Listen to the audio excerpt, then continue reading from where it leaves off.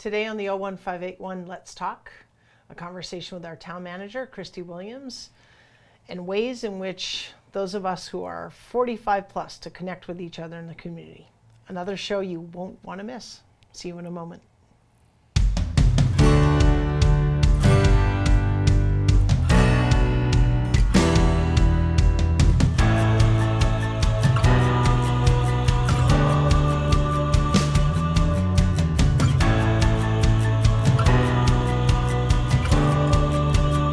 Welcome back to the 01581. I'm Shelby Marshall, your host. I also serve and am pleased to serve as a member of our select board here in town.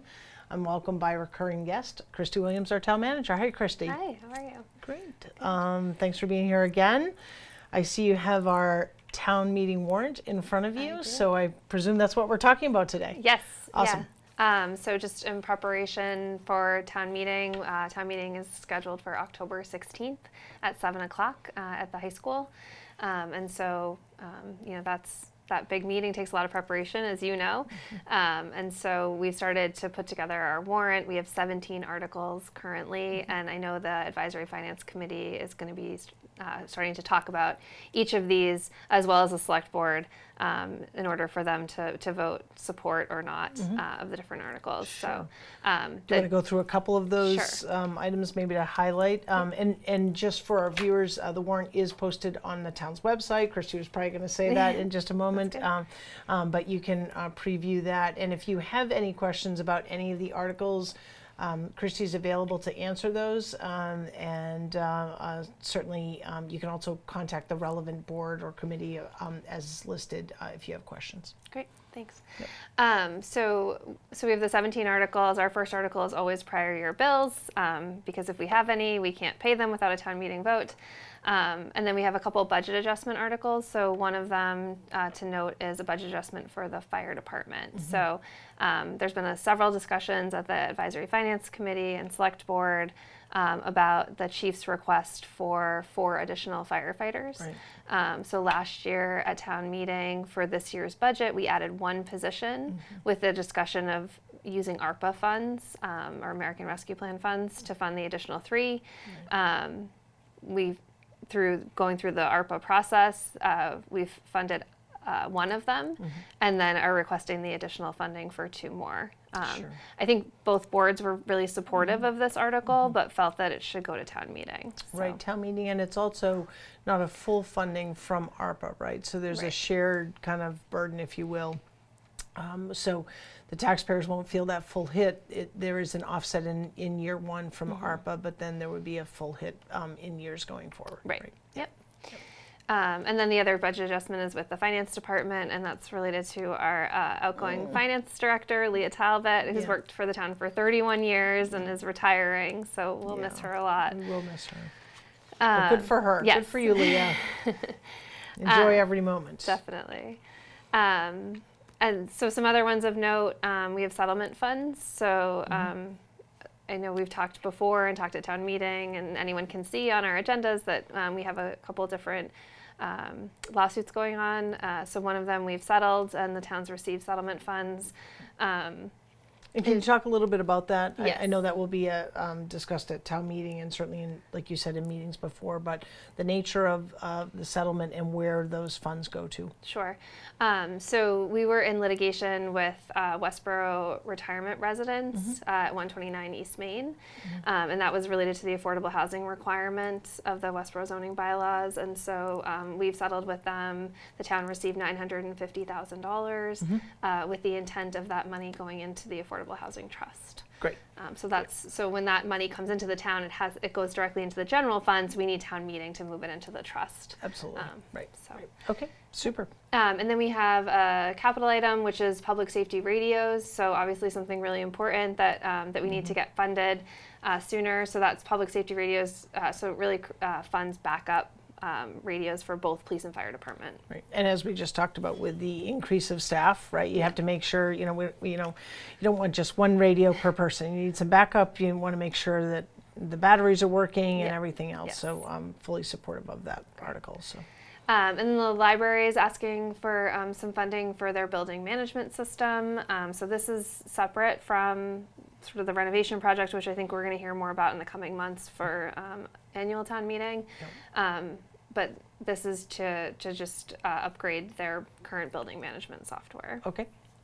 And then Lake Chauncey, a couple years ago, we funded a study. That study was finalized in March, and then additional study was done on what the recommendations might be.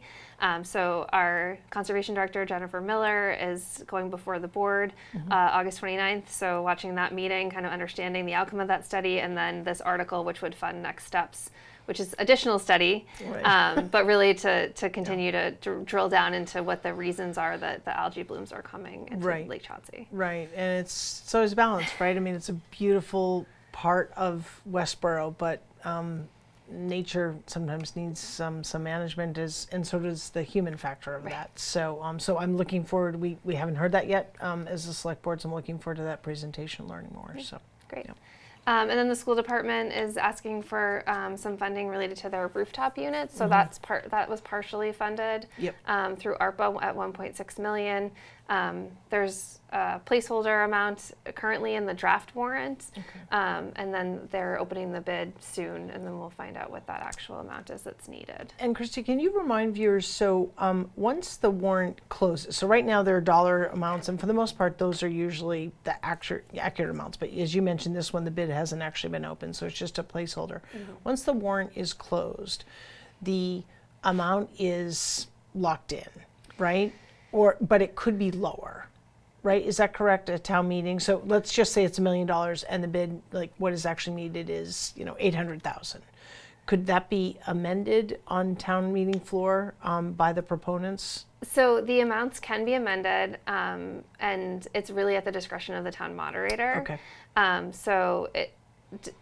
know in working with John Arnold, who's been doing this a really long time, he really looks at the phrasing of the article to really understand, what the appropriate amendments could be. Okay. But really, the warrant is supposed to give warning to the public, and so I think John really considers, would people have expected like that new amount or that new sort of phrasing. Sure. Yeah. Okay, right. So he certainly has really broad discretion, but takes into account, if I don't know. It's such a subjective thing, but if it's $1 million and now all of a sudden it's $1.5 million, it'd be like, well, wait a second. Someone might have decided to attend and talk about or want to be part of that discussion. That's a significant move. Exactly. I mean, that's my opinion. Yeah, no, exactly. Yeah. That's really, I think, how he thinks about it. Okay, So, gotcha. Yep. And then I think, we have some other things, some zoning articles, and then we have some bylaw changes, which are really bylaw and charter changes, which are really related to, now that we have an affordable housing trust, sort of what their responsibilities are, how they work with the housing partnership, and then just amending the bylaws to really create that structure so that they can kind of take on a little bit more role in affordable housing. And Sure, and they also need to be nimble as they're working really kind of with the private sector market and be kind of responsive to that. Sometimes the wheels of government don't move quite as fast, or there are other steps. So, okay, great, excellent. Yeah. Monday, the 16th of October, evening meeting, and folks can see the warrant online. And if you have any questions, feel free to contact our town manager. She's here to help you understand, and hope to see you at that meeting. Kristi, thank you so much. Thanks. All right, we'll be back in just a few minutes.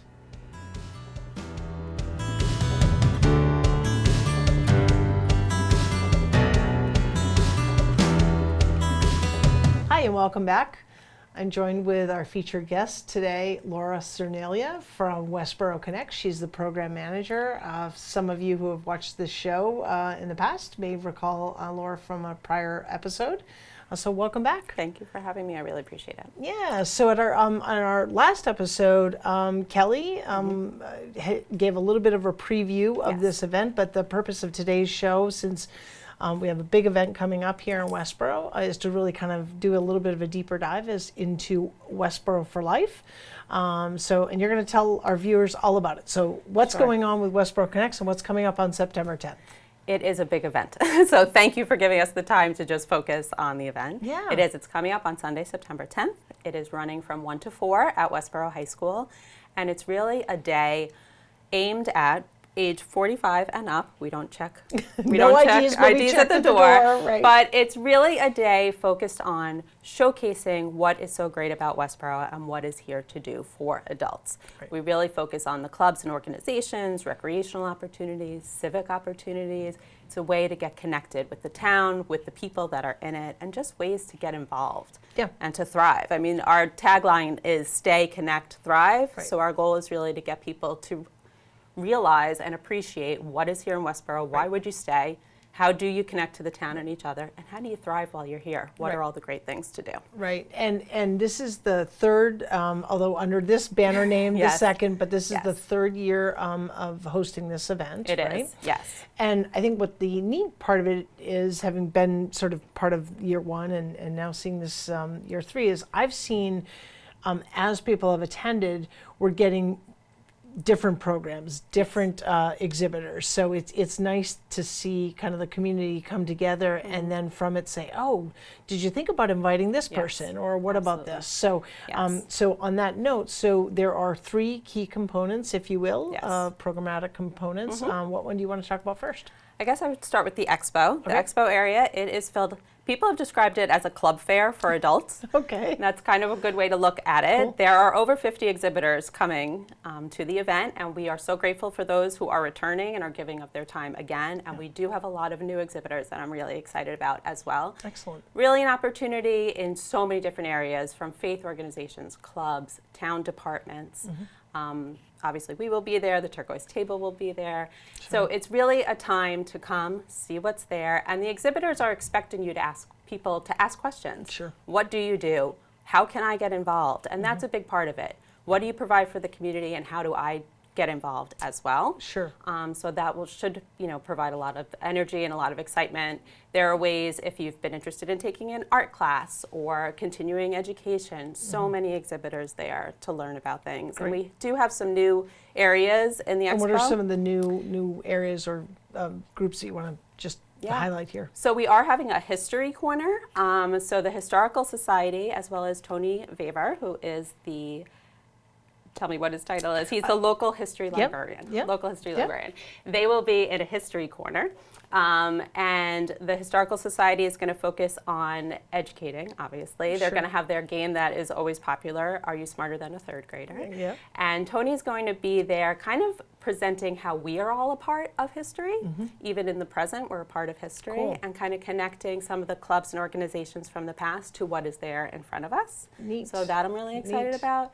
Another area that's new is a cognitive fitness corner.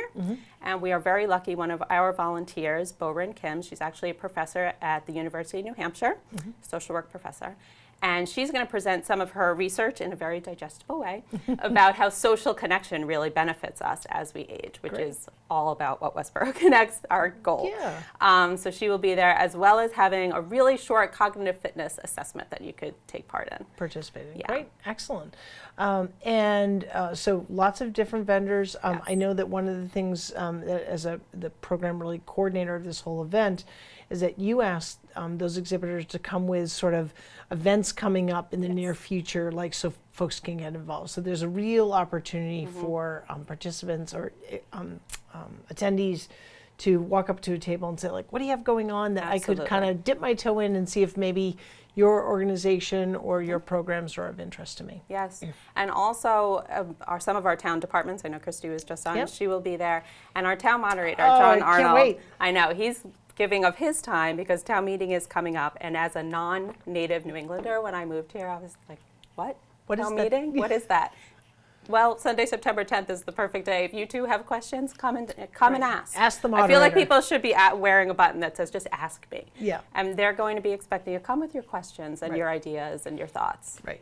And for those who have attended the past, the energy in the gymnasium is in the high. exhibitor hall is really high, and it's fun and it's light, and there's a ton of opportunity too to socialize with obviously people that are attending. So that's great. Absolutely. And then from there we move to the mini courses. Yes. Yep. So mini Okay. courses were there Yep. last year, and we are bringing them back. Kind of a back to school for adults. I feel like it's back to. I love having the event in September. I feel like it's back to school for the kids, kind of back to school for the adults as well. Right. We have some really great topics. They're 30 minutes with like a 10-minute question and answer at the end.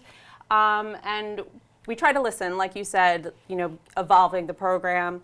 And we try to listen to what do people want to learn about. Right. And the topics that we have this year, we have living young as long as possible. Coaches from Midstrong, the owners and coaches from Midstrong are going to be giving a talk. We have estate planning 101, just kind of some basic what do you need to know from the beginning. And even if you're not thinking it for yourself, which you probably should be, you might be helping your parents or relatives that also you need some information to get started. It's a great way to get started. An attorney from Myrick O'Connell is going to be there. And then we're having one which I would love to attend but probably won't have time to, is decluttering and organizing for a better life, and really how decluttering not just helps because you clean your house a little bit, but it also helps with mentally, just your emotional state. And we have Joe from Caring Transitions of Greater Worcester that's going to be there. So new topics, obviously, but also new. We're asking people to kind of save your seat and pre-register if you can. Sure. Helps our presenters know, what to expect. It kind of gets people in the door on time. The courses are short. Sure. So we want to make sure people kind of show up, they can give their talk, and then, there's a lot going on that day, so we're hoping to keep things moving. And for folks that aren't familiar with the high school, there will be plenty of volunteers there directing people so they can get to those courses on time, or the expo, finding their way around. And then there's a third component, which are funtivities. There are. We kind of coined the term funtivities, which are just some active as well as table games. It's kind of a way to try something new. If you've ever wanted to know what pickleball is all about, I know a lot of people in the community already know, but if you've wanted to try, it's for beginners. There's going to be some instruction component, and just get in there, see what's going on. We do have some returning. Bollywood was really popular last year, pickleball, cornhole, and rummy cube. So those are all returning activities. If you didn't have a chance last year, come on down and try it. And then we have some new ones too.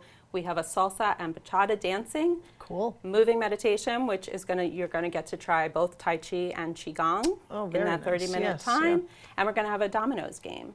So a lot of fun things. You can come for a little bit of it. You don't like it, step out. Like there's no commitment. It's really, the day is just about trying new things, seeing what's out there, getting a taste. And if trying it isn't your thing, and you just you're more of kind of an observer, that's fine too. Absolutely. But hopefully you walk away with a deeper connection to the community. Maybe seeing people you haven't seen in a little while, and who knows, maybe finding kind of reviving an interest or finding a new one. Excellent. Excellent. And besides those three areas with the new things in it, we have some overall new things because we do annual programs, and while we like people to come and kind of know what to expect and things that they look forward to, we're also always trying to keep it fresh and make people want to come. So one new area we're having is kind of a mock-up of our Connect Over coffees. We have these events about twice a month. Our volunteer engagement coordinator runs them, and it's a time where people could just casually drop in, get to know what volunteer opportunities there are, just to connect our volunteers to each other. So we're having a small refreshment area, and it's going to be kind of a mock-up of Connect Over Coffee where you can learn how you can volunteer with the organization. Excellent. So that is new. And we are also having a participation passport. And that is in the spirit of getting people to try. You're going to, if you want to, get a passport and kind of mark off as you participate in the different areas of the day. And if you complete a certain amount of the passport, you get to be entered for a cool prize of a Taste of Westborough, which many area restaurants have donated some gift cards so you can win a prize, to add a little fun. Awesome. And I will say that, as Laura has said, one of the important things about any planning event is, it's great to, once it's going, it's great, but we want your feedback at the end. So there will be folks asking for you to complete a feedback form. What did you like about the day? What might you add to it? How could we enhance it? So please take a couple minutes to complete that survey while you're there. We would greatly appreciate it. There's always an opportunity to do that online after, but kind of while it's fresh in your mind, take 5 to 7 minutes and complete that. Thank you for that plug. You're welcome. Well, I know when people are standing there, I've been one of those people with the form saying, please would you complete this? People are like, but it's so important because it really drives, it drives our whole organization. Absolutely. Really. We have the debrief and we say, what did we learn? What could we do different? And, to continue to innovate is really important. Yes. So good. Absolutely. So there's more, but wait, there's more. So, I know as a program manager, when the event is here, you're already 7 events ahead, right, for planning and yeah. programming. So what else is coming up through the rest of the year for Westborough Connects? Yeah, we do have a very busy fall, which I'm really excited about. One big thing, we work as a collaboration, we call it our Square One collaboration, which is when we partner with the public schools, the library, Westborough Youth and Family Services, and the Rotary Club. And we are doing a movie series, and they are going to be the Screenagers movies, which really focuses on being in the digital age, growing up in the digital age, how it affects mental health, how it affects drug and alcohol use. Each one of the movies kind of touches on one of those. It's like digital wellness, mental health, and drug and alcohol use, and how social media and our digital world affects all of those things. Sure. We're not just going to screen the movies, though. The movies are great, but then we're going to have some experts come in and do some follow-up programming, as well as provide resources to what do you do if you're, handling any of those things. Sure. So we're really excited about that. We're going to have one movie October, one in November, and then one in January. Okay, and is it, are the discussions, sort of those experts, are they part of that, like, so That screening night? one that night, or is it at the end? How does It's that going to work? vary. Okay. The first movie is pretty long, so we'll probably have just kind of a coffee, after, or Sure. refreshments if people want to schmooze and talk a bit, kind of debrief from the movie. Yeah. And then with a follow-up program. Okay. And the other two, I do believe we're going to have some experts right there that night, as well as a potential program for after. And we're really wrapping our head around what all of that will be. Sure, We don't want it to just be a movie screening with a Yeah. one and done. We know there's a lot of follow-up work that needs to happen. So Yep. we're planning for all of that right Good. now. Planning, Yep. planning. Planning. All right. And then at the end of October, we'll do our Dia de los Muertos celebration. We did that last year. It was really popular, so we're going to do that one again. Lots of details to come for that. Okay. And then Kindness Week. Right. It will be our 6th Kindness Wow. Week. We'll kick it off on November 5th, and that will start with service opportunities. Right.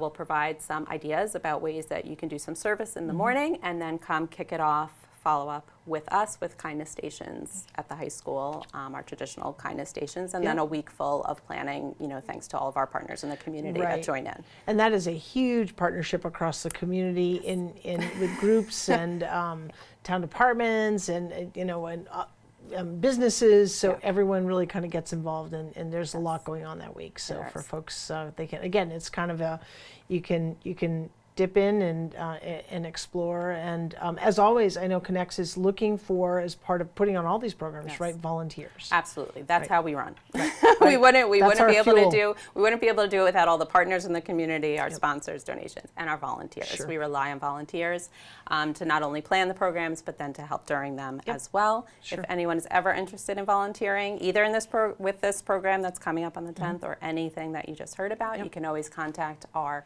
volunteer engagement coordinator. Her name is Cheryl. Her email, I believe, is up on the screen. Yeah, we'll make sure it is. You There could always go. email her, just ask her some questions. What would it mean? Sometimes it's, an hour of help, Right. sometimes longer. Right. There are so many opportunities to come and help out. And volunteering for Connects is not just at the events, but there's work that's done behind the scenes, and so sometimes that works better for folks based on their work schedule, their family schedules, or what have you. So, and it's some of it's like, I know one time I was helping with pre-painting kindness rocks, right, the base color. All right, so that was something, and it was a great kind of social engagement for about a half hour, and then I was out of there, and it was, had an opportunity to meet some new people, which was a lot of fun. So, so westboroughconnects.org. All this information is out there. There are some areas on that website that show you about the programs as well as how to get involved. So if you have any questions, folks certainly can reach out. Yeah, and especially for this event, if you check the website and you click, you'll get the schedule of the day, so you can even plan if you're like, oh, I really want to go to that mini course that you just talked about. You'll know what time it's coming up. So the schedule for the day is already up there, and you can look All on right. that. And so Laura, right over there into that camera, tell them the day and the time and anything else. Yeah. So Sunday, September 10th from 1 to 4 p.m. You could come for the whole day. You could come for a little bit. We're really looking forward to seeing you, to come and see what's so great about Westborough, why you would want to stay, connect, and thrive here. Look forward to seeing you. Awesome. Thank you so much for being Thank a you guest. again for having Yeah. So thanks so much for tuning into this episode of the 01581 Let's Talk. Hope you've enjoyed it. Please send any ideas and thoughts about future shows not unlike what Laura was sharing, this show gets better because you engage with it and you provide feedback to me as to what's working for you and what you want to see. So thanks so much. Be well, be safe, stay connected, and take good care of each other.